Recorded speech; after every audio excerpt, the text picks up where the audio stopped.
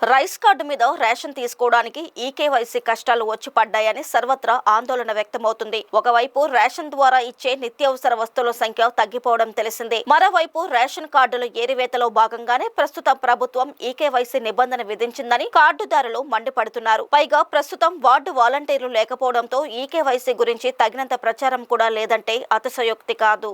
రాష్ట్రంలో ప్రస్తుతం 1.48 కోట్ల వరకు రేషన్ కార్డులు ఉన్నాయి. ఇక విశాఖ జిల్లాలో 5.12 లక్షల రేషన్ కార్డులు ఉన్నాయి. రేషన్ వాహనాల ద్వారా ప్రతి నెల బియ్యం, పంచదార మాత్రమే ఇస్తున్నారు. కూటమి ప్రభుత్వం వచ్చాక కందిపప్పు, గోధుమ పిండి సరఫరా నిలిచిపోవడం తెలిసిందే. ఇచ్చే 2 వస్తువుల కోసం ఈకేవైసీ అంటూ ప్రభుత్వం హడావిడి చేయడం సర్వత్రా విమర్శలకు తావిస్తుంది.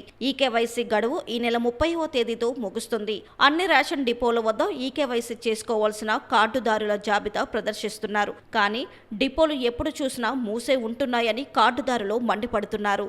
రేషన్ వాహనాల వద్ద కూడా ఈకేవైసీ చేశారు. రేషన్ పంపిణీ పూర్తి కావడంతో ఈకేవైసీ చేసుకోవాలి అంటే రేషన్ డిపో లేదా సచివాలయంకి వెళ్లాల్సి ఉంటుందని పౌర సరఫరాల శాఖ అధికారులు తెలిపారు. అక్కడ ఆధార్ కార్డు, రేషన్ కార్డు తీసుకెళ్లి ఈకేవైసీ కింద బయోమెట్రిక్ నమోదు చేసుకోవాల్సి ఉంటుంది. సచివాలయం కార్యదర్శులు కూడా తగిన రీతిలో ప్రచారం చేయడం లేదని కార్డుదారులు మండిపడుతున్నారు. ఈకేవైసీ చేయకుంటే వచ్చే నెల నుంచి రేషన్ రాదని అధికారులు ఇప్పటికే ప్రకటించడం తెలిసిందే. కానీ ప్రభుత్వం మాత్రం ఈకేవైసీ నమోదు కోసం పూర్తి స్థాయిలో ఏర్పాట్లు చేయలేదని కార్డుదారులు వాపోతున్నారు.